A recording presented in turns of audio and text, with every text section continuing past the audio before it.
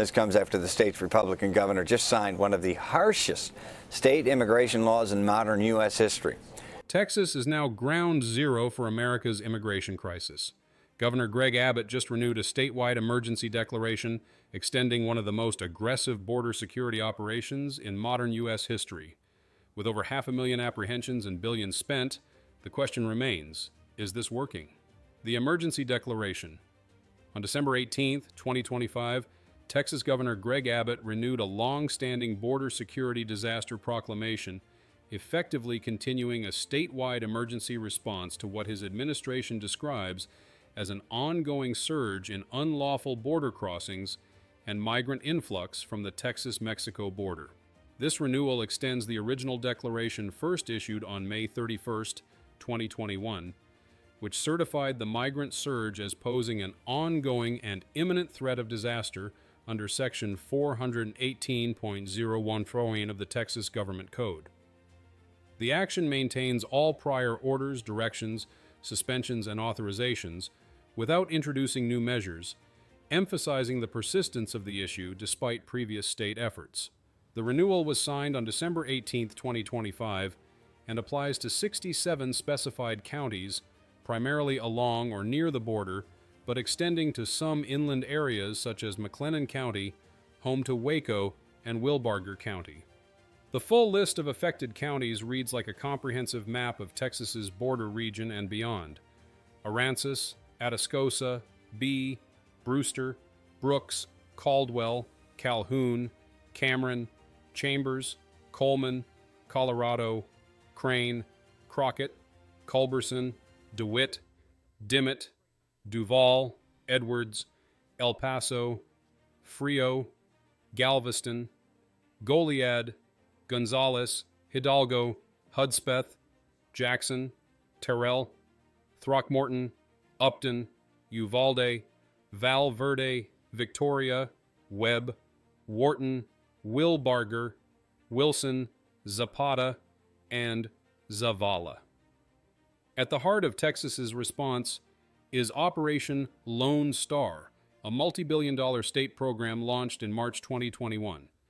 This multi-agency effort involves the Texas Department of Public Safety, the Texas National Guard, and other entities working to secure the border amid rising migrant encounters. The operation has cost Texas taxpayers over $10 billion since its inception, with funding diverted from other areas like public services. ICE authorities in Houston arrested 1,505 alleged criminals, including illegal immigrants and some really serious offenders, during a 10-day operation.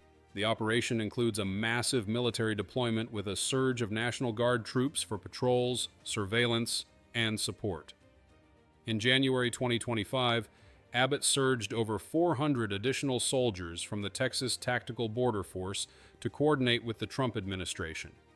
Over 30,000 personnel have been deployed cumulatively, and in October 2025, Abbott authorized Trump to deploy Texas Guard to other states for border-related operations. Physical barriers represent another crucial component: construction of walls, razor wire, and river buoys designed to deter crossings. Miles of barriers have been built with ongoing maintenance amid legal challenges, with a focus on high crossing areas like the Rio Grande Valley. The numbers tell a staggering story. As of mid-2025, Operation Lone Star has led to over 513,700 migrant apprehensions, 44,000 criminal arrests including 38,600 felonies, and the seizure of 489 million doses of fentanyl. The state has bused more than 119 to 200 migrants out of Texas to Democratic-led sanctuary cities like New York, Chicago, and Washington, D.C., contributing to housing crises in recipient cities and prompting emergency declarations there. Impacts include strained local resources in border towns like Eagle Pass and El Paso, where influxes have overwhelmed shelters and led to additional bus deployments for relief. The busing program alone has cost over $148 million by early 2024, likely higher now, and has prompted emergencies in recipient cities while being criticized as using migrants as political pawns. The goal of Senate Bill 4 is to stop the tidal wave of illegal entry into Texas. This renewal is part of a series of monthly or periodic renewals since the initial 2021 declaration, which was Abbott's response to a 278% rise in migrant apprehensions between fiscal years 2020 and 2021. Similar renewals occurred in months like March 2024, October 2024, and July 2024, each citing persistent threats without resolution. In 2022, actions escalated with the activation of a Joint Border Security Operations Center ahead of the end of Title 42 expulsions. In 2023, additional buses were sent amid record crossings exceeding 2 million encounters. By early 2024, Texas seized control of areas like Shelby Park and Eagle Pass, blocking federal Border Patrol access, and sought aid from other states via the Emergency Management Assistance Compact. Also weighing in on this ongoing migrant crisis in the southern border, Texas Governor Greg Abbott. Today, he was a special guest on ABC's This Week. The governor says with the expected end of Title 42, this could create chaos. The proclamation states that the surge of individuals unlawfully crossing the Texas-Mexico border continues to create an imminent threat of disaster, affecting public safety, property, and state resources in the listed counties. This echoes the original 2021 rationale, which blamed federal inaction under the Biden administration for exacerbating illegal immigration, drug trafficking including fentanyl, and human smuggling. The immigration enforcement expansion. Texas has dramatically expanded its immigration enforcement capabilities through new programs and partnerships. A traffic stop could now take an unexpected turn as immigration enforcement comes to Texas highways as part of new agreements between the state and the federal government. The State Highway Patrol now has some of the same authority as ICE. A traffic stop could take an unexpected turn. Immigration enforcement is coming to Texas highways as part of a new agreement between the state and the federal government. The State Highway Patrol will now have some of the same authority as ICE. Nearly 60% of Texas counties have signed up for a federal partnership that allows deputies to enforce immigration law, representing a sharp increase from just a few months prior. Roughly 3,500 Texas State Highway Patrolmen will soon have the power to enforce federal immigration laws through a new agreement with ICE called the 287G program, giving the Highway Patrol and DPS investigators many of the same powers as federal agents. Nearly 60% of Texas counties have signed up for a federal partnership that allows deputies to enforce immigration law. And this is a sharp increase from when we showed you just a few months ago. A new state law will require most counties to sign one of these agreements by January. So far, about 150 counties have already complied, including Bezar County. However, approaches vary significantly. Bezar County Sheriff Javier Salazar says their program will look very different from DPS's approach. So if you see a patrol car driving by, says Bexar County Sheriff on the side of it, rest assured that deputy is not there to enforce immigration laws. That deputy is there to help. The enforcement operations have produced remarkable numbers. IC authorities in Houston arrested 1,505 alleged criminals, including illegal immigrants and some serious offenders during just a 10-day operation. According to experts, this level of enforcement should be happening almost every single day. Given your experience as a Border Patrol agent, just how unprecedented is this 1,505 alleged criminals arrests in just 10 days? Yeah, actually, it should be happening almost every single day, to be honest. If you break that down, I think it was from October 22nd to October 31st. The scale of the challenge becomes clear when examining what occurred under the previous administration. On any given day under the Biden administration, there were thousands upon thousands coming in and flowing into the United States. Over 10 million people entered illegally under the Biden administration. A key component of the expanding enforcement effort is the Task Force Model Agreement. Texas DPS, the state law enforcement agency, signed this agreement on November 3rd. While this agreement has been around since the Truman administration, it took this long to get Texas's state agency to actually sign an agreement with ICE. Texas DPS, our state law enforcement agency, just signed the Task Force Model Agreement. That was on November 3rd. That agreement has been around since the Truman administration came in. It's taken this much time to get our state agency in a red state of Texas to actually sign an agreement with ICE. There are over 20,700 law enforcement agencies in the state of Texas. However, only a little over 50 of them have signed a task force model agreement. The potential for expansion is enormous if each of those 20,700 agencies signed an agreement and worked proactively in a task force model with ICE and federal partners. The impact would multiply dramatically. Several key obstacles prevent immigration officers from carrying out deportation efforts more effectively. First and foremost are the sanctuary policies in certain cities where officials actively thwart law enforcement efforts, whether that's Border Patrol or ICE, including judiciary members who believe they can dictate how immigration operations are conducted. Yeah, first and foremost, like I said in the very beginning, the sanctuary policies in certain cities where they are actively thwarting law enforcement efforts, whether that's Border Patrol or ICE, to include our judiciary, who thinks that they can dictate how we conduct immigration operations. Transportation and detention represent additional bottlenecks. Once officials have an illegal alien, how do they transport them? How do they house them? Where do they take them for detention purposes? These logistics strain limited resources for county sheriffs and local law enforcement. However, Florida has figured out how to overcome every single one of these bottlenecks through their immigration enforcement operational model: creative crossings, repatriation, and the road ahead. Crossings are way down at the southern border, but the number of personnel is way up. That includes Texas DPS, Border Patrol, and the military. This means that if migrants are still wanting to illegally cross, they're having to get more creative in order to avoid all of the people and equipment now at the border. Crossings are way down at the southern border, but the number of personnel is way up. That includes Texas DPS, Border Patrol, the military. So that means if migrants are still wanting to illegally cross, they're having to get more creative in order to avoid all of the people and equipment that's now down at the border. There was a recent crossing attempt in Eagle Pass that truly must be seen to be believed. A man sitting in his house in an Eagle Pass neighborhood about 5 blocks from the border saw a man wearing all black walking in a drainage area. Assuming this person dressed in all black near a neighborhood was probably going to try to break into houses, he called police. What they found was not a potential robber. Police caught 2 men from Guatemala and Mexico, and it quickly became clear this was no normal crossing attempt. The black clothing turned out to be wetsuits. They also had devices that you might only see in James Bond movies, water propulsion devices, sometimes called underwater scooters. The assumption is that they used them to navigate through the treacherous Rio Grande.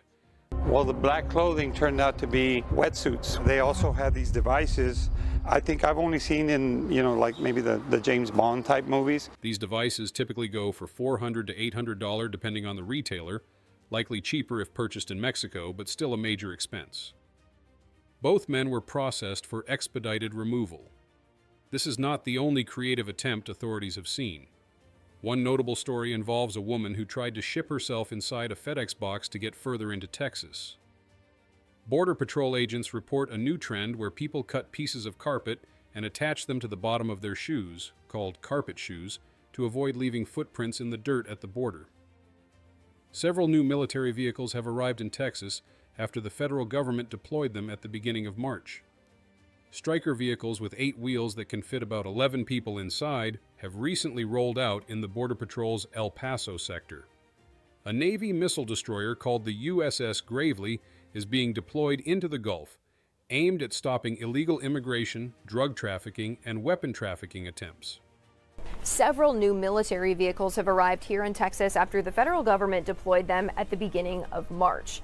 This is a Stryker vehicle. It's got 8 wheels and can fit about 11 people inside, and these have recently rolled out in the Border Patrol's El Paso sector. And that's not all. This ship is a Navy missile destroyer. Understanding what happens at the end of the process is crucial. When migrants are getting ready to be returned to their country of origin, they are brought to processing centers where they are vetted. Acting Chief of Border Patrol Del Rio Sector, Milton Moreno, explains that migrants are transferred to processing facilities where records are vetted to ensure they are who they claim to be and that they don't have any criminal charges pending in the U.S. Those with a criminal history are processed accordingly and turned over to ICE for further detention and processing. Those without criminal records are placed on buses and sent to one of the bridges in Eagle Pass, Texas. This process happens daily in coordination with Mexico's immigration authorities. Executive orders signed by President Donald Trump now allow groups that previously had temporary protected status to be deported, including Cubans, Venezuelans, Haitians, and Nicaraguans. Recently, Central Americans from Guatemala, El Salvador, and Honduras, along with Mexican nationals, have been added. Every day there is coordination with the government of Mexico, with illegal aliens turned over between 8 a.m. and 8 p.m. during daylight hours. From there, Mexico either takes them into the interior of Mexico by bus or plane, or into their native country. Governor Abbott was recently in Houston focusing on crime. While acknowledging that crime is down in the city, he said Houstonians are still concerned about safety. He introduced a new violent crimes task force targeting repeat offenders, surrounded by constables, the Harris County Sheriff's Office, and a representative from the Houston Police Union. Citizens in this area remain concerned about crime, especially violent crime. And very simply, there are far too many victims of violent crime in Harris County. Since 2020, nearly 49,000 individuals were charged with more than one felony, meaning 38% of the nearly 130,000 people facing felonies had multiple serious charges filed against them. 80% of those 49,000 people charged with more than one felony posted bonds at least once on their case. Abbott is championing bond reform, believing that if voters approve it, it will play another role in improving crime rates. Bond reform measures will be on the ballot in November as constitutional amendments.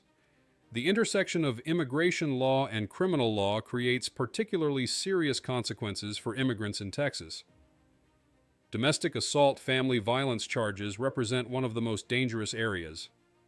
A legal permanent resident can lose their green card over just one conviction for a Class A misdemeanor assault if it has that family violence designation, especially in cases where the green card is recent. Beyond enforcement operations, there's a larger philosophical debate at play. This is being characterized as a war for citizenship, examining what it means to be a citizen versus a foreign national or legal resident. What are the rights and responsibilities of an illegal alien who is unlawfully present versus those of a legal resident versus those of a citizen? Look, right now, this is a war for our citizenship. The whole idea and concept of what is a citizen versus what is a foreign national or even a legal resident. What are your rights and responsibilities of an illegal alien who is not here, who is present, unlawfully present here in the United States? Some argue that only those with criminal records should be targeted. However, the counter-argument is that every single illegal alien has a criminal record by virtue of being here illegally. They were not admissible when they came through the ports of entry, and therefore must be removed.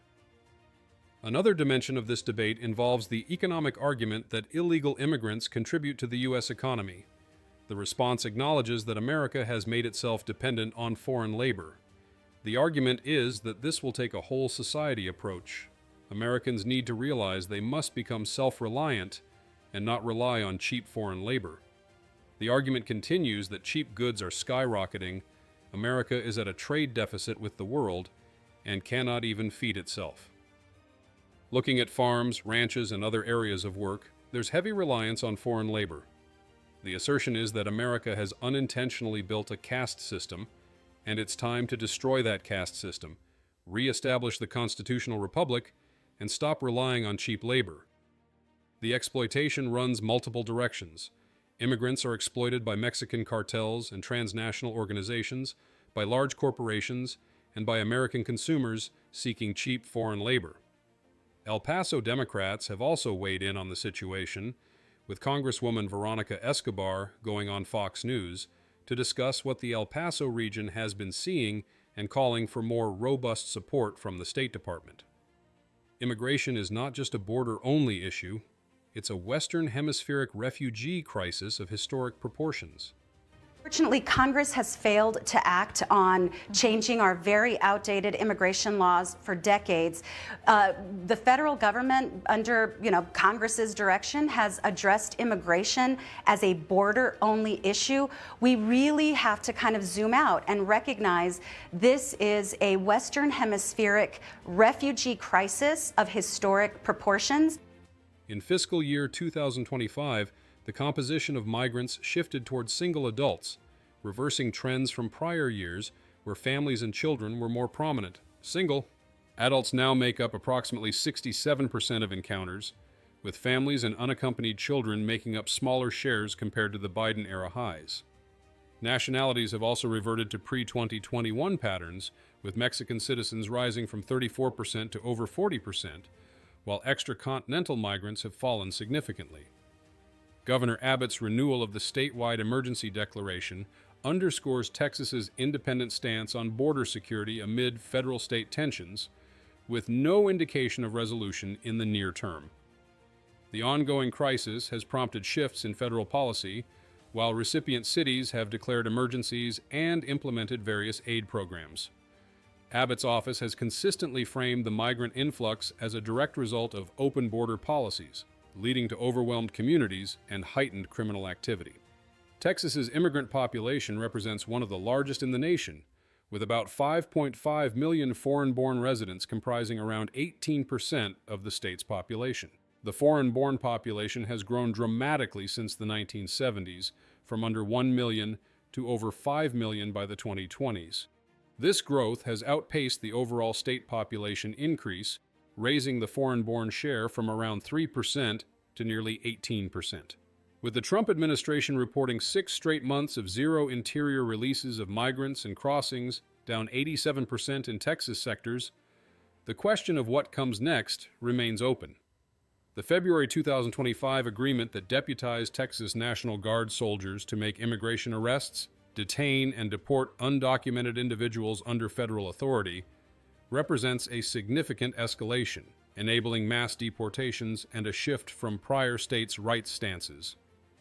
As enforcement continues and new policies take effect, the debate over immigration in Texas, its causes, its consequences, and its solutions shows no signs of resolution. What is clear is that the statewide emergency is far from over, and Texas remains at the center of America's most contentious policy debate. What do you think about the governor calling a statewide emergency over the migrant influx? Share your thoughts in the comments below.